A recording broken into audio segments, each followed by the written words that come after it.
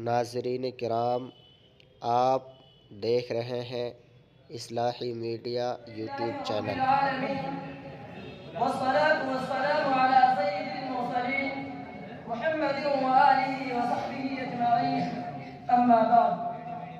قال الله تبارك وتعالى: أعوذ بالله من الشيطان الرجيم.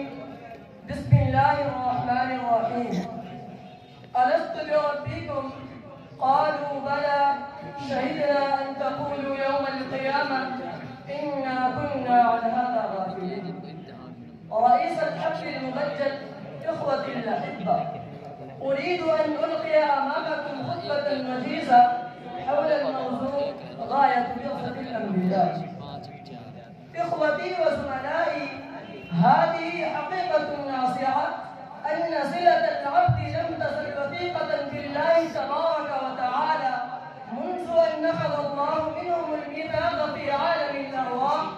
إن الله جمع أرواح بني آدم وسألهم سؤالا يشمل على توحيده الخالص وربوبيته الكاملة وعبوديته الخاضعة. فسأل الله: ألست بربكم؟ قالوا بلى، شهدنا أن تقولوا يوم القيامة إنا كنا عن هذا غافلين.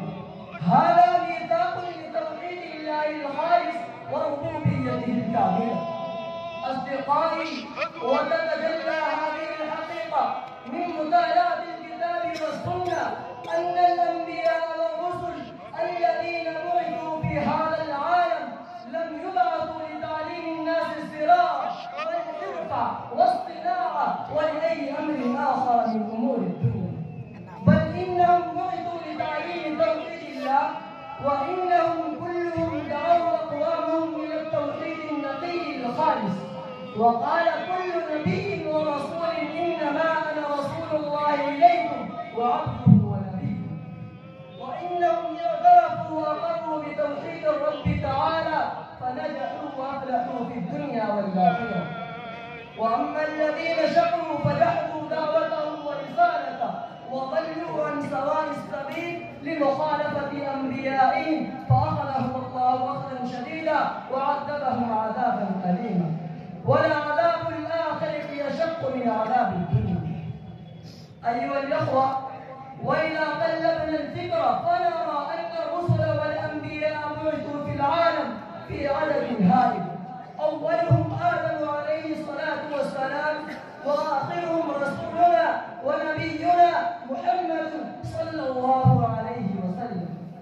وبعد آدم عليه الصلاة والسلام جاء رسول الله نوح عليه الصلاة والسلام، إنه أرسل بدين وشريعة، وأولا دعا قومه إلى توحيد الله ورسالته، كما قال الله في القرآن الكريم: لقد أرسلنا نوحا إلى قومه فقال يا قوم اعبدوا الله ما لكم من إله غيره إني أخاف عليكم عذاب يوم عظيم. وهكذا بعث صالحا وشعيب عليهما الصلاة والسلام، وإنهما دعوا إلى التوحيد. وبعث إبراهيم عليه الصلاة والسلام ودعا أباه وقومه إلى التوحيد حتى أخرج من القرية واحتمل المشاق في سبيل دعوة التوحيد.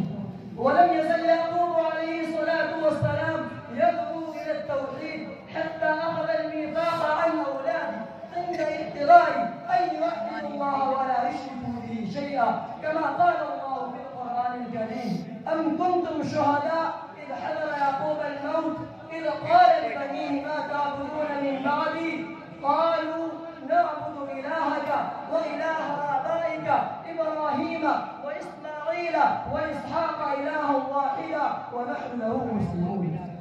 والأنبياء لم يزالوا يلقنون التوحيد حتى في السجن، كما قال يوسف عليه الصلاة والسلام: أأرباب متفرقون خير أم الله الواحد القهار. ولقد بين الله سبحانه وتعالى في القرآن الكريم غاية بعثة الأنبياء بكلمات واضحة صريحة، حيث قال: وما أرسلنا من رسول إلا نوحي إليه أنه لا إله إلا أنا فاعبدون. ورهب الناس من الشرك وعذابه، حيث قال: إن الله لا يغفر أن يشرك به ويغفر ما دون يشاء إن الشرك لظلم عظيم. وهذه أيضا حقيقة ثابتة أن الأعمال الخيرية لا تصلح إلا بعقيدة التوحيد. أيها الزملاء، إن الإسلام الذي يشمل جوانب الحياة كلها فأساسه على 5 أشياء، وأولها إقرار توحيد الله باللسان والتصديق بالقلب.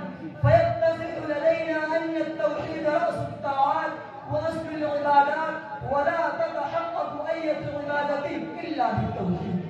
والمسلم هو الذي يعتقد بتوحيد الله، والذي لا يعتقد بتوحيده ويشرك معه شيئا فإنه ليس بمسلم بل هو المشرك، يعذبه الله عذابا شديدا.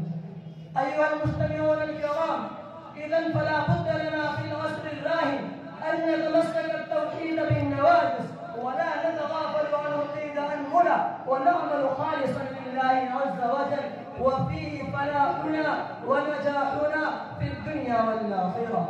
والسلام عليكم ورحمة الله. جزاك الله.